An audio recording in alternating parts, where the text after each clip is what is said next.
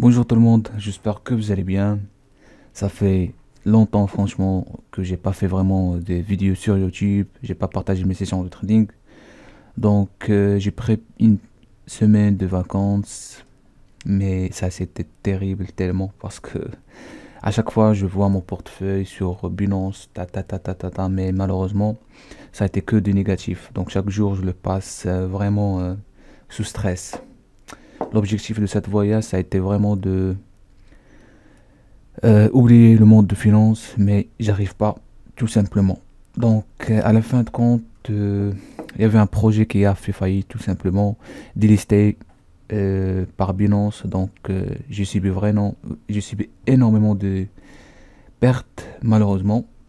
Donc, j'ai dû faire rentrer chez moi pour recommencer mes sessions de trading, bien sûr, et reprendre, bien sûr, de nouveau les choses. Donc, pendant mon voyage aussi, j'ai pas oublié vraiment de faire un tour sur ma chaîne YouTube, de voir les questions fréquentes concernant le trading order flow. D'accord? Donc c'est pour cela que j'ai fait à peu près 15 questions et j'ai répondu bien sûr à ces questions-là. Donc on commence par la première question. Donc la première question, quel type de graphique utilisez-vous? Basé sur les minutes, basé sur les ranges, basé sur les Rinko ou reversal chart. Donc, personnellement, j'utilise des graphiques, en fait, j'utilise plusieurs graphiques, d'accord? Donc, principalement, j'utilise graphique de 4 heures, tout ça sur Footprint, d'accord? Graphique sur 4 heures, graphique sur range 8 et aussi graphique sur 2 minutes. Par exemple, ici, vous avez trois graphiques, comme vous voyez. Ici, vous avez une graphique de 4 heures et vous voyez la lecture comment il est. Vous voyez même le modèle comment il est. Ici, vous voyez par exemple le graphique sur range 8. Vous voyez le modèle comment il est. Ici, vous avez une lecture du graphique sur 2 minutes. Pourquoi je fais ça? Tout simplement, j'essaie de voir le maximum possible des informations générées par le marché. Comme ça, je fais pas d'erreur. Donc, pas d'erreur, tout simplement. Lorsque vous affichez plusieurs graphiques, attention, c'est-à-dire afficher des graphiques basés sur le volume.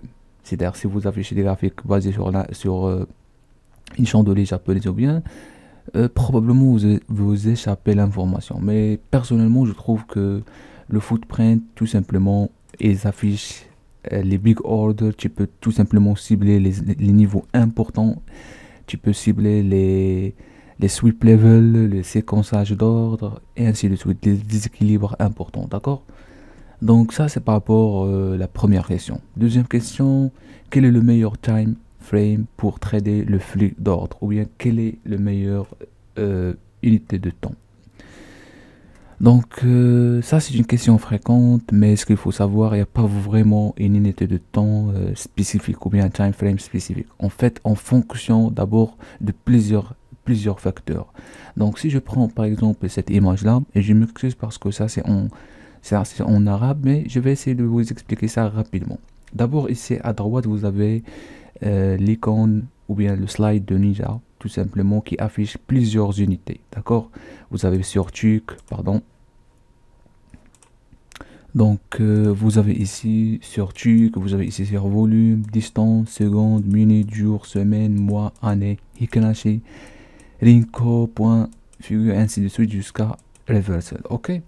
Maintenant, si vous êtes un scalper comme moi, tout simplement, vous n'avez pas vraiment, vous avez le temps bien sûr, vous n'avez pas vraiment le temps et vous êtes toujours sous stress, vous prenez des risques et en même temps vous prenez bien sûr des gros profits. D'accord? Donc tout simplement, un scalper il cible les unités de temps petits.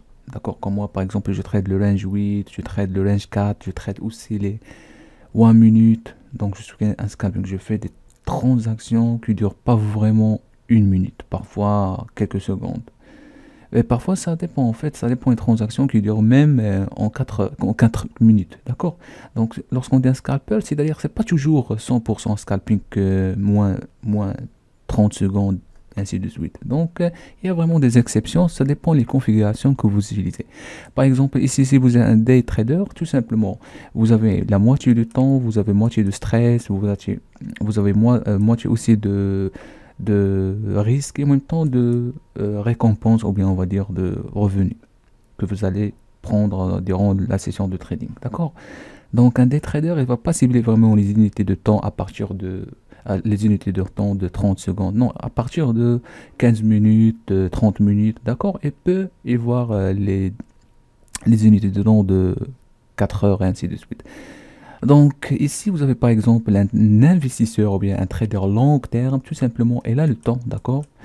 Mais elle est tout simplement n'a pas de stress, n'a pas de risque, et en même temps un profit un profit qui est, on va dire, pas très très élevé, d'accord? Par exemple, si vous investissez dans les actions, on peut t'appeler ça, c'est comme un trader long terme, d'accord?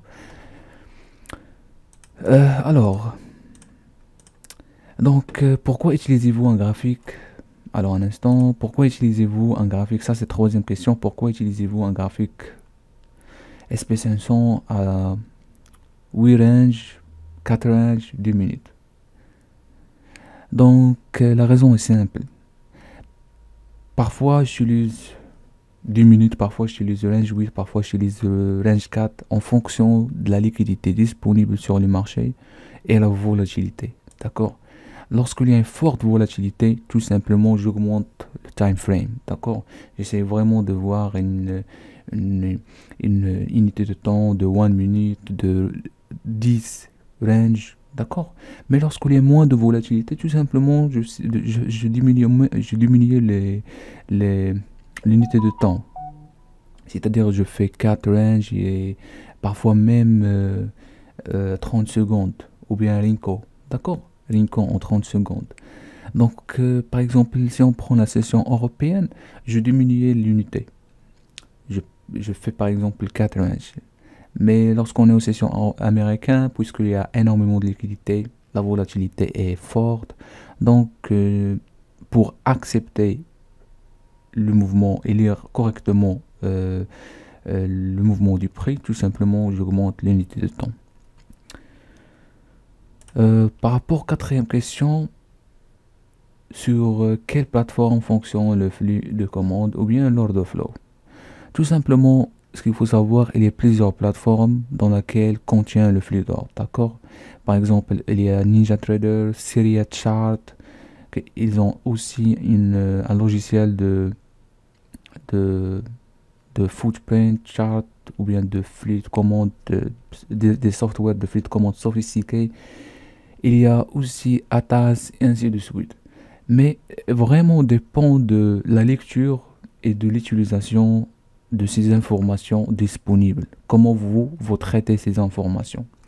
Donc, dans notre site, déjà, on propose vraiment la plateforme, le software et en même temps une orientation professionnelle, tout simplement pour installation, accompagnement et avoir de data for free. D'accord? Tout ça, on le propose sur notre site web trading-6lmg.com. Donc, cinquième question, que sont les ratios? Ça, c'est une question très importante. Et pour vous afficher le ratio, c'est ici. D'après plusieurs de mes vidéos, je fais toujours, je parle de ratio. Par exemple, vous prenez une décision d'achat ou bien de vente basée sur le ratio et en même temps delta divergence. Donc, le ratio, c'est quoi? Tout simplement, le ratio, c'est, vous voyez le chiffre qui est parfois qui est en noir, parfois qui est en bleu en bas de la bougie de footprint, c'est celui-là. Donc le ratio, en fait, c'est pas vraiment une formule mathématique complexe, mais tout simplement, il prend le volume intégré à l'intérieur de la barre de bits et en même temps de ask et met ça dans il met ça dans vraiment un chiffre qui donne une signification. D'accord? Donc, si vraiment le ratio est plus fort de 0,60, il donne une signification importante. Il y a vraiment des acheteurs agressifs, ou bien tout simplement le ratio il montre la défense ou bien l'attaque, d'accord? Donc c'est vraiment un élément important dans le footprint et le ratio c'est mieux de l'ajouter ou bien de l'intégrer avec des configurations comme delta divergence avec lorsqu'il y en a des déséquilibres, mais tout ça en fonction de la structure du marché. C'est quoi le POC? En fait, le POC ou bien le POC, c'est le point de contrôle. Donc, vous voyez dans cette image, dans ce slide, vous avez l'étiquette qui est en jaune. Donc, savoir que vous pouvez changer la couleur à n'importe quel moment au niveau des paramétrages. Donc, le POC, tout simplement, c'est le volume le plus important à l'intérieur de la barre. Rappelez-vous, à l'intérieur de la barre. Donc, par exemple, vous avez ici plusieurs chiffres, ici plusieurs chiffres, et ici vous avez le POC ou bien le point de contrôle de la barre. C'est le volume le plus important à l'intérieur de la barre. Comme ça, on obtient une information très précieuse de la valeur de la bougie, et comme ça, on peut décider est-ce que la valeur est haussière ou bien baissière. Et bien sûr, il y a plusieurs éléments combinés avec le point de contrôle. Septième question, expliquer les traders piégés ou trapped trader. Donc trapped trader ou bien les traders piégés, je l'utilise souvent dans mes vidéos ou bien dans mes sessions de trading lorsque je veux prendre une décision d'achat ou bien de vente. Trapped trader, voilà. Donc vous voyez dans ce slide un marché qui est horizontal, bien sûr, n'oubliez pas que ça c'est en 4 heures. À un moment donné, on a un mouvement haussier et puis un mouvement baissier, et tout en bas nous avons des déséquilibres piégés, d'accord? Donc des équilibres piégés, tout simplement ce sont des vendeurs agressifs qui essaient vraiment, par exemple vous avez ici un support et qui essaient vraiment de casser cet support. Donc il met la pression sur ce support, mais finalement ils n'arrivent pas. D'accord, et ça reste bloqué ici parce que tout simplement il n'y a pas vraiment une continuation ou bien un support pardon, pour casser ce niveau. D'accord, donc il reste piégé ici et le marché monte contre eux. Souvent, lorsque vous voyez des big orders comme ça, c'est souvent ce sont des institutionnels et ils vont changer le jeu. D'accord, donc s'ils sont piégés ici, tout simplement ils vont comprendre que sont piégés et ils vont commencer de changer le jeu, c'est-à-dire inverser l'ordre. Donc ça ce qu'on appelle inverse imbalance, c'est-à-dire on a passé des déséquilibres piégés à des déséquilibres piégés vendeurs à des équilibres d'achat. Donc ils vont comprendre que c'est pas vraiment meilleur point d'entrée, donc tout simplement ils vont changer la décision. Donc des équilibres piégés sont vraiment, c'est une configuration aussi très importante, mais personnellement je le considère comme une manière de lire et comprendre le mouvement du marché. Huitième question, quelle est la différence entre un graphique de volume footprint et le DOM, ou bien le depth of market? Donc le DOM tout simplement c'est le carnet d'ordre, d'accord, ou bien le depth of market, ce qu'on appelle le profondeur du marché. Donc je vous montre ici un exemple. Donc ici on va mettre veste. Donc là regardez, ici vous avez le footprint, ici vous avez le carnet d'ordre. Donc la différence est claire. Donc sur le carnet d'ordre vous avez les intentions, d'accord, les intentions d'achat et de vente. Donc par exemple ici vous voyez vous avez 35 en attente, ici vous avez 180 en attente, 124 en attente et ainsi de suite. Tout ça ce sont juste des intentions d'achat, c'est-à-dire qu'ils n'ont pas encore exécuté au marché mais qui restent toujours en attente. À n'importe quel moment ils peuvent changer leur décision et sortir et annuler leur ordre, d'accord. La même chose ici. Donc le carnet d'ordre il vous montre vraiment les intentions d'achat et de vente. Par contre, sur le footprint, volume, tout simplement, il vous montre l'engagement. Donc, personnellement, il y en a des traders qui vont dire le footprint, c'est juste, ce sont des ordres au marché exécutés. Mais ce qu'il faut savoir, il n'y a pas un trader qui met un ordre exécuté au marché et qui ne sort pas. C'est pour cela, lorsqu'on voit des big orders, des multiples déséquilibres sur un certain niveau, avec une somme importante, par exemple 500, ainsi de suite, donc à savoir que ces ordres, il faut vraiment faire attention, parce que maintenant ils sont exécutés, mais à quel moment ils vont sortir? Lorsque vous voyez des big orders, c'est carrément, ils vont changer la direction du marché. Donc le marché est en train de descendre, mais à quel moment ils vont sortir? Est-ce que ici ou bien ici? Donc, tout simplement, le footprint, ça va vous aider vraiment de comprendre la manière comment ils trade smart money ou bien les institutionnels ou bien les porteurs de capitaux.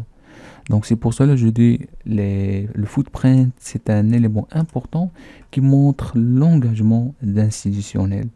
Et bien sûr, ils affichent les ordres exécutés au marché.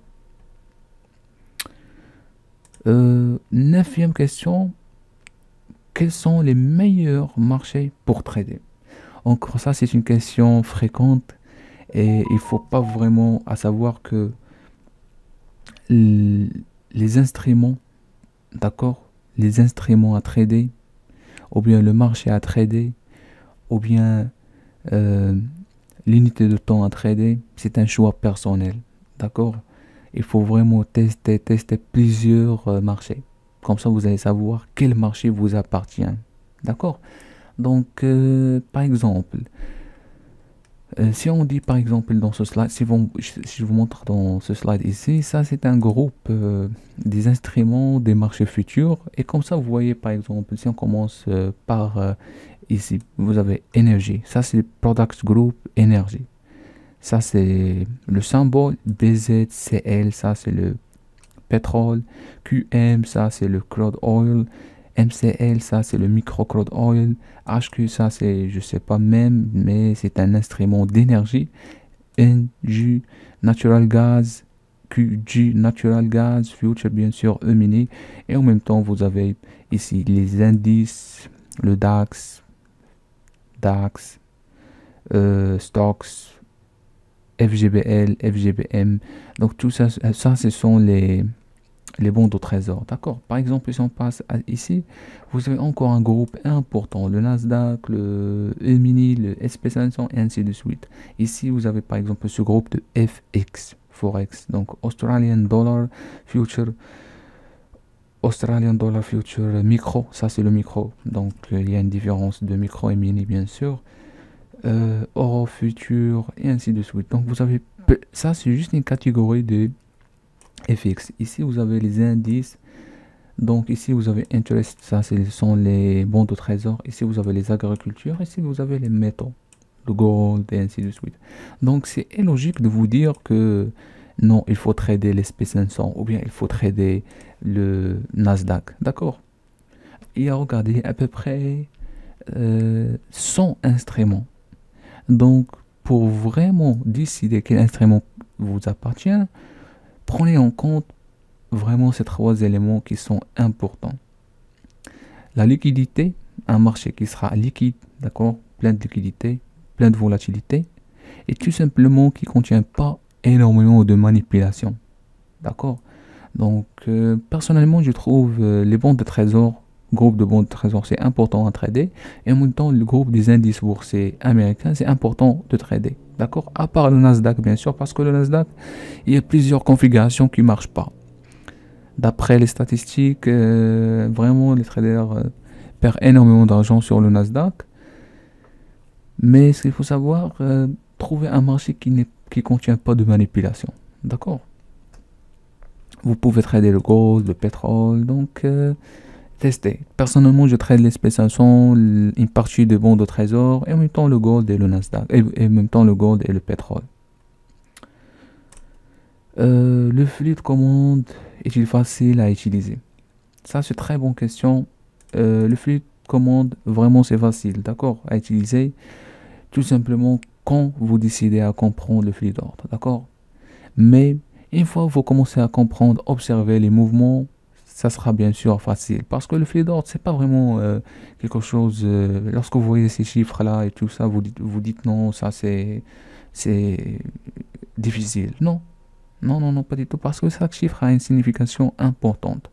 Donc dans ma chaîne YouTube, déjà j'ai vraiment, je montre toujours, tout le temps la lecture en temps réel, comment je vois le flux d'ordre, la quantité de données expliquées sur le flux d'ordre à partir de des équilibres delta, les ratios, le séquençage, le sweep, la connaissance approfondie au niveau de flux d'ordre, c'est-à-dire vous n'êtes pas vraiment besoin de chercher trop.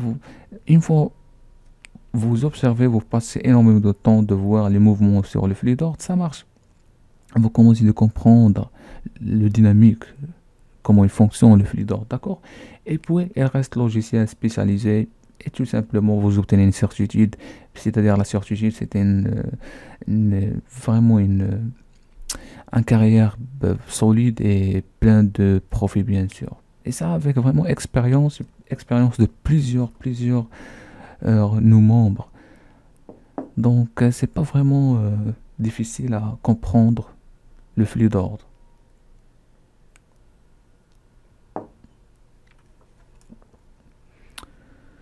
Donc, par rapport en fait le flux d'ordre, aussi ce qu'il faut savoir, ou bien order flow, c'est à peu près comme une voiture. Donc, lorsque vous décidez de conduire une voiture, tout simplement, ça a l'air compliqué la première fois. C'est normal parce que vous n'avez pas une expérience là-dedans, d'accord?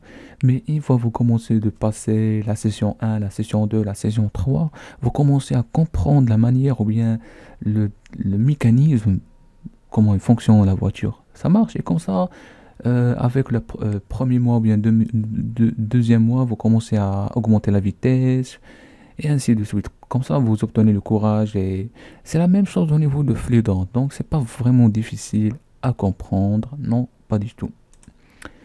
Onzième question, le flux d'ordre n'est que la dernière mode dans le monde du trading. Pas du tout. En fait, le flux d'ordre, c'est à peu près comme n'importe quel type d'analyse, d'accord? C'est juste, il y a une différence, bien sûr, il y a une différence qui est plus grande. Par contre, le flux d'ordre, il existe toujours depuis longtemps. Donc ça, là, c'est la bourse de New York Exchange, bien sûr. Ici, vous avez l'image qui est ancienne, d'accord? Ici, vous avez une image récente de New York Exchange. La première chose que vous allez voir, c'est que il y avait vraiment une technologie évoluée ici, mais par contre, ici, non. D'accord? Mais ce qu'il faut savoir, c'est que à l'époque, il y avait ce qu'on appelle le flux d'ordre. D'accord? Il y avait vraiment ces courtiers, les courtiers des grandes banques d'investissement, JP Morgan, Citibank, American Bank et ainsi de suite. Tout ça, il y avait des courtiers tout simplement qui regardent toujours l'offre et la demande. D'accord? Et c'est à peu près la même chose. Donc, maintenant, on a des softwares bien sophistiqués qui montrent l'offre et la demande de manière vraiment détaillée. À l'époque, il y avait aussi l'offre, il y avait vraiment l'offre et la demande. Il y avait vraiment plusieurs personnes. Lorsque personne demande à un courtier d'acheter une telle action à une quantité de somme d'argent important, donc tout le monde il dit c'est quoi ça, pourquoi il a acheté maintenant. Donc tu vois, ils essayent vraiment d'interpréter ce personne-là, surtout l'action qu'il a fait. Mais la même chose maintenant au marché, à notre génération, il y a vraiment des softwares sophistiqués dans lesquels traduire ce volume entrant au marché de façon plus claire pour interpréter tout simplement les mouvements du prix. Donc, bien sûr, c'est pas vraiment une chose un outil modéré. Donc, deuxième question. Je veux gagner de l'argent en tradant le flux d'ordre. M'aideras-tu? En fait, pour être honnête avec toi, ou bien avec vous, d'après vraiment mon expérience et l'expérience de plusieurs membres, il comprend que le flux d'ordre, c'est un élément très très important dans le trading. Donc je dis pas ça vraiment pour... en fait, franchement, je m'en fous. Mais tout simplement, pour juste... Il faut savoir que l'order flow, ou bien le flux d'ordre, c'est un un outil indispensable maintenant. Il faut vraiment l'utiliser pour comprendre comment le marché se comporte. D'accord? Donc, vraiment, si vous utilisez l'analyse technique ou bien n'importe quel type d'analyse, si vous n'utilisez pas le flux d'ordre, c'est vraiment, vous n'allez pas, bien sûr, vous allez gagner au début, mais vous n'allez pas vraiment durer pour longtemps, d'accord? Donc ici, vous avez une image qui explique comment le flux d'ordre montre vraiment des points d'entrée importants. Donc par exemple, regarde, ici vous avez graphique basé sur le chart, ici vous avez un software de order flow, d'accord? Donc regardez en bas, c'est à peu près le même mouvement avant l'accélération de prix. Donc regarde ici, on commence à voir delta d'abord qui est positif, volume important, d'accord? Le point de contrôle qui sert comme un, un bloc ou bien bloc tout simplement on attend qui est bloqué ici. Et vous avez bien sûr le séquençage d'ordre qui est bien gonflé. Donc ici vous avez toutes les possibilités ou bien toutes les probabilités pour que le marché monte, d'accord? Donc ici vous pouvez décider d'entrer. Mais si on passe au graphique, probablement il y en a qui vont me dire effectivement il y en a un point d'entrée important ici. N'oubliez pas que cet indicateur, c'est pas vraiment c'est un indicateur basé sur le volume qui s'appelle data scalping. Mais en tout cas, mais la probabilité est faible parce que vous n'avez pas vraiment une visibilité qui est claire, d'accord? Vous voyez tout simplement on est en bas de plus bas de la journée, ça marche. Qu'est-ce que vous avez d'autre? Probablement si vous attendez la cassure ici, oui. Mais en tant qu'un trader qui utilise l'order flow, je peux entrer au début et en même temps je peux renforcer lorsqu'on a la cassure. Elle est là. Vous voyez? La cassure, elle est là. On analyse en graphique chandelier japonaise. Mais ici on a un graphique. On a une cassure importante avec des déséquilibres piégés, déséquilibres pardon, stacked imbalance et stacked imbalance qui contiennent des volumes importants, un volume vraiment important. Donc vous voyez le volume distribué ici. Et tout ça pour achat. Ici vous faites la contrepartie. Vous voyez 0, 0, 0. Donc vous constatez qu'il n'y a pas vraiment des vendeurs qui s'intéressent par le prix pour le moment. Il n'y a que des acheteurs agressifs. Donc voilà, le flux d'ordre il peut t'aider à gagner de l'argent. Et bien sûr, lorsque vous voulez approfondir au flux d'ordre, bien sûr il y a des configurations importantes. En fait, ça dépend aussi ta manière comment tu interprètes le flux d'ordre. D'accord? Si vous avez bien sûr une orientation professionnelle, tu vas réussir, ça c'est sûr. Mais si vous commencez de interpréter ces chiffres sans connaissance, c'est bien sûr tu n'auras pas un résultat. 13e question, qu'est-ce que l'information générée par le marché? Vous utilisez beaucoup ce terme. Donc l'information générée par le marché, tout simplement, c'est le volume. D'accord? Donc le volume, c'est l'information générée par le marché. Donc lorsqu'on voit ici une graphique de chandelier japonaise, de Renko, ou bien tout simplement qui ne contient pas une information, donc on traite tout simplement les prix. On est d'accord, d'accord? Vous tracez les lignes de tendance, vous tracez les ondes de support résistance basées sur le prix. Parce que vous n'avez pas une information de volume. D'accord? Même vous avez un indicateur ici qui montre des barres de volume, mais vous n'avez pas l'information précieuse sur chaque niveau de prix. D'accord? Donc ici vous avez sur chaque niveau de prix une information précieuse de volume qui montre la somme tradée sur chaque niveau de prix. Donc cette information est précieuse. D'accord? Donc comme ça, vous traitez, en tant qu'un trader, vous traitez directement l'information générée par le marché qui impacte réellement le marché. Ce sont les éléments importants à traiter. Donc, si tu es un bon trader, pourquoi vends-tu ça? Donc, j'ai pensé à ça. Ça, c'est une question très importante. Si tu es un bon trader, pourquoi vendre ça? Donc, franchement, d'abord, le flux d'ordre m'a aidé énormément de arriver à un certain niveau dans lequel je n'aurais pas besoin vraiment de travailler chez quelqu'un, d'accord? Mais lorsque vous arrivez à un certain niveau, donc tu es obligé, sans échapper vraiment, tu es obligé de prouver ton statut social, d'accord? Et en plus de ça, si tu es, en fait, comme, si tu es comme moi, le trading c'est ma patience d'abord. Donc j'ai commencé le trading avec vraiment une grande patience.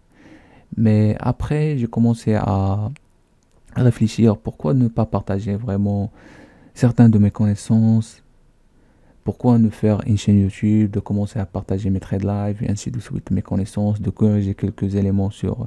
Et pourquoi pas?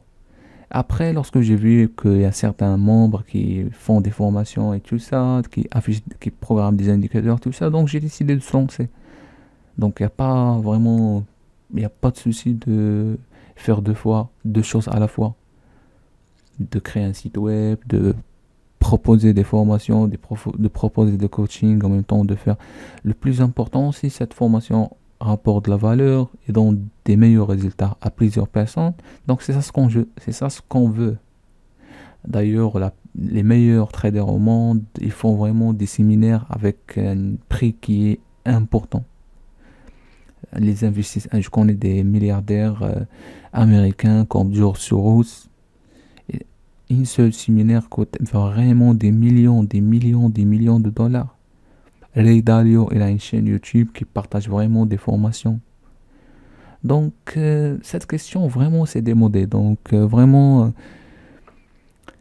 il faut vraiment chercher maintenant comment prendre une information, comment chercher une formation qui donne de la valeur. Vraiment, ça, c'est le problème. Par contre, si tu vends des choses ou bien, c'est pas vraiment grave parce que dans tous les cas, tu fais deux choses à la fois. 15e question, quels sont les acheteurs et les vendeurs agressifs? Donc, quels sont les acheteurs et les vendeurs agressifs? Donc, alors, pour vous montrer, vous expliquer bien, donc regarde, ça c'est le carnet d'ordre, d'accord? Donc ici, vous avez des ordres qui sont exécutés au marché, d'accord? Ici, la même chose, des ordres d'achat qui sont exécutés au marché, d'accord? Donc ça, ce qu'on appelle des ordres agressifs, d'accord? Des ordres agressifs. Par contre, ici, vous avez des ordres passifs en train d'attendre. Ici, la même chose, des ordres passifs en train d'attendre. Maintenant, ce qu'il faut savoir au marché, en fait, au marché, c'est un jeu de zéro. C'est-à-dire, pour chaque acheteur, il y a un vendeur. Et ainsi de suite. Pour chaque vendeur, il y a un acheteur. Maintenant, lorsqu'on dit un acheteur agressif, c'est quelqu'un qui a exécuté au marché. Ou bien, market order. Ça, c'est un acheteur agressif. L'acheteur agressif ou bien le vendeur agressif, c'est une personne vraiment qui n'attend pas, qui essaie toujours d'attraper le prix. Et le plus important, un ordre agressif, c'est quelqu'un qui consomme la liquidité. Maintenant, l'ordre passif, c'est le contraire. C'est quelqu'un qui attend, tout simplement, qui attend le prix. Il ne s'intéresse pas à un certain niveau de prix, il se place, il attend le prix qu'il vient vers lui. Et en plus de ça, il rapporte de la liquidité. D'accord? Un ordre passif, il rapporte de la liquidité. Un ordre agressif, il consomme de la liquidité au marché.